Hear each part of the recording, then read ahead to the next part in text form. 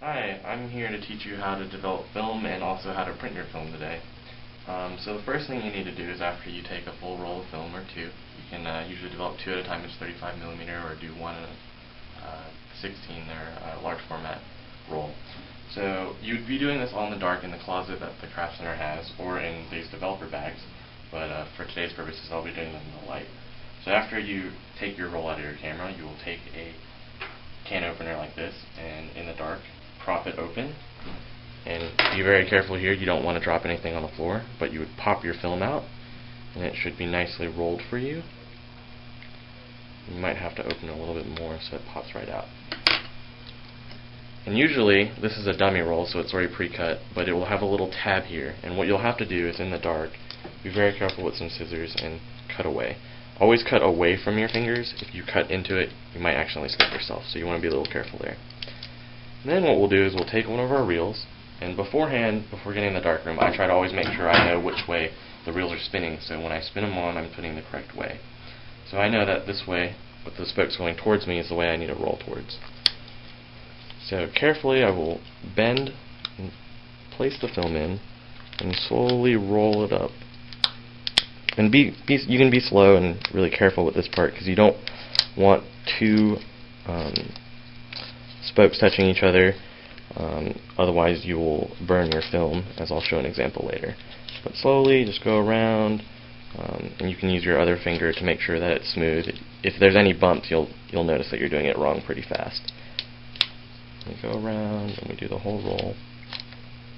And be careful not to touch the inside of the film. You can touch the outside. The outside doesn't have any emulsion, so you won't damage your pictures. But be careful not to touch the other side or to drop your film at this process.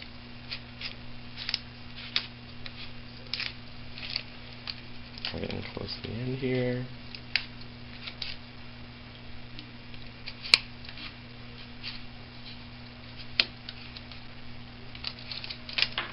So this is a dummy roll, so it's a little bit tougher to put in, but let's see.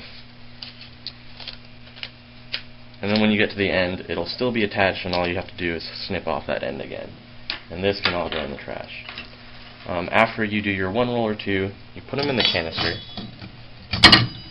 You take your second one, you close it, and then you can reemerge back into the light, because these are light-safe canisters.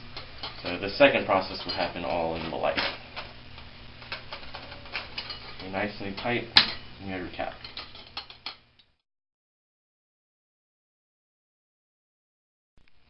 So once our film has been rolled up in the reels and placed in our light-safe canisters, and we're out here, we're ready to go for the second step, and that's where we mix our chemicals and have everything set up.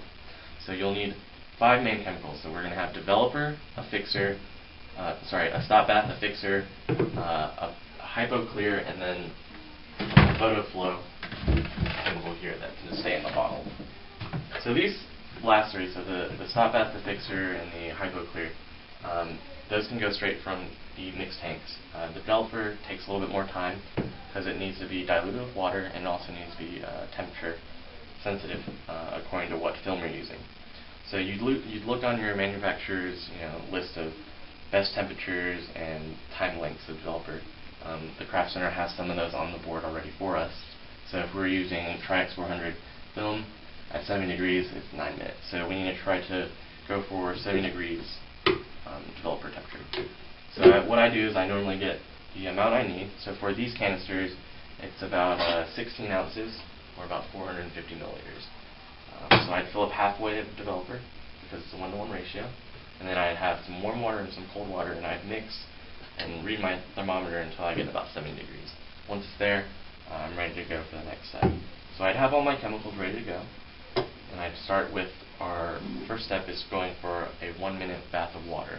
So you just go from the sink, or you can have a jug ready, and you pour in the water, and you agitate for the first 30 seconds,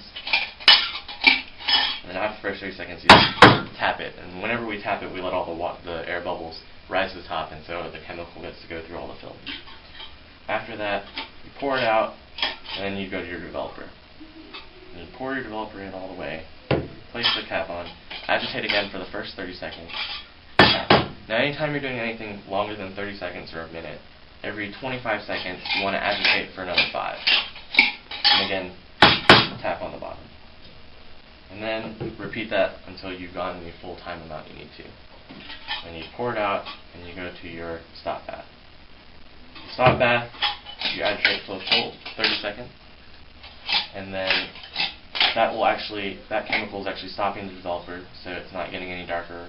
And you pour that back in, and then we move on to our fixer, and we go for that time period. And the fixer actually removes all the silver halide. So after we've gone through the fixer, all the extra silver halide cells are gone, and your film is no longer light sensitive. You do that for however long, and then after your fixer, you go to a water bath. You do that for a minute, and then we go to our hypoclear, and you pour that in. That just cleans off a little bit of the chemicals. Pour that back out, and then we go for a water bath. And after that, it's light safe, so we can open up the canisters. And what I do is I just put it under the sink faucet, and I let it flow with lots of plenty fresh water for like 10 minutes. And that helps remove all the chemicals that were on the film and any left back in the canister. So after 10 minutes, you pour all the water out and relax on this photo flow, and you can just pour that back in, and you agitate for 30 seconds, and that puts a nice coating on your film so it's protected from like water and dust later on after it dries.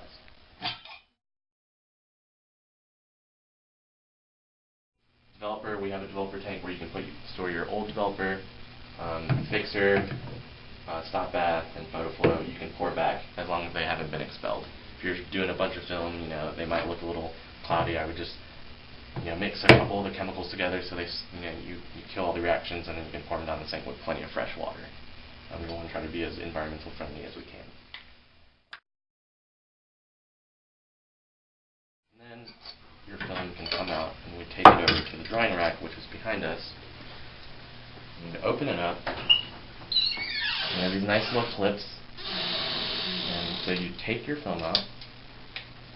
Now, what you want to do is just be really careful with this. We want to try to reduce the amount of dust that gets on our film because we want to dry it completely before we start looking into the light to see our photos.